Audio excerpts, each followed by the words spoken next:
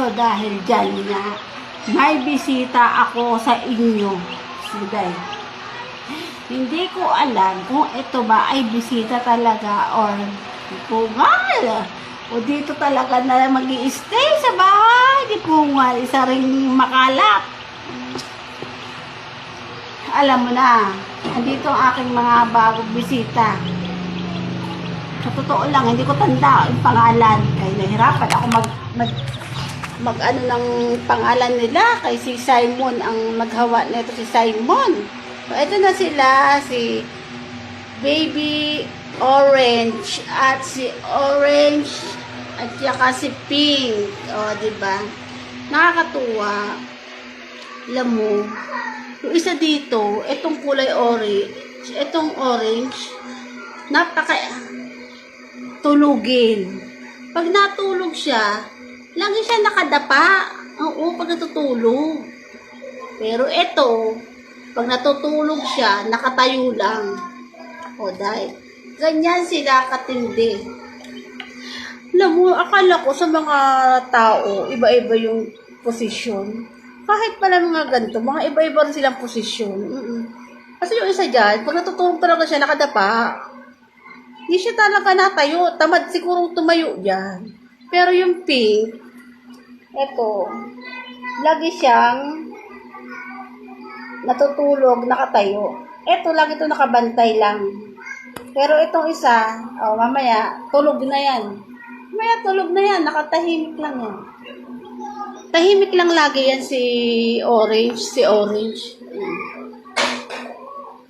O, diba? Binabantayan lang lagi yan ni Pink. Ayan si kulay orange, lagi yan tahimik. Si Pink naman, lagi nakabantay. Alagang-alaga rin sa kasama niya. Siguro mas matanda siya dun sa kulay sa orange. Maalaga siya talaga. Meron talaga siguro. Siguro magkapatid talaga sila. Siyempre, sabay silang dinala sa bahay. Kaya siguro nagsabihan sila na, magtulungan tayo. Tutulungan kita, bawat isa, magtulungan tayo para hindi tayo masaktan. Diba? Oo, ito si Pink talaga maalaga. Diba?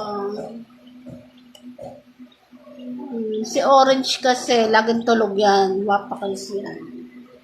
Diba? Hi! Kain kayo ng kain. Lalaki din ako di kumain. So, yan si Simon ang nag-request bumili ng ganyan.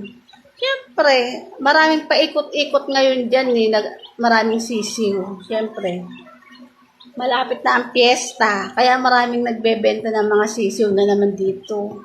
May kasama rin naman bibe. Bibe? Bibe ba yun o itik? Kasama yun, nagbebenta din. Diyos me day, gusto ni Simon bumili ng itik din. Ano to? Bahay dito, andahan ko alaga. Diyos me day, alaga ko na nga siya na makulit. May dagdagan pa ng dalawa. Dadagdagan pa ng itik. Ay, Diyos me day. Ano yan? Imbes na wala akong problema. Hindi bigyan ako ng problema dito. Siyempre, gusto niya, papakainin ko din lagi ang alagaan niya. Kaya hindi naman siya dito natutulog. Diba? Hi! Say hi! Hi! Para kayo maging good boy lang lagi. Huwag kayo makulit. Ha? Para, di ba kayo? Kain na kayo ng kain para magsipaglaki na kayo.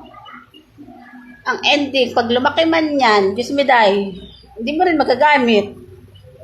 Kung sakali man, lumaki siya, ewan lang kung talagang, wala, stay lang siya. Pag lumaki siya, ay Diyos me, madadali tayo niya kay Simon, pag nagkaroon siya ng alaga ng ganyan, kaya kailangan, alaga niya talaga, hindi pwede pakailaman ng iba.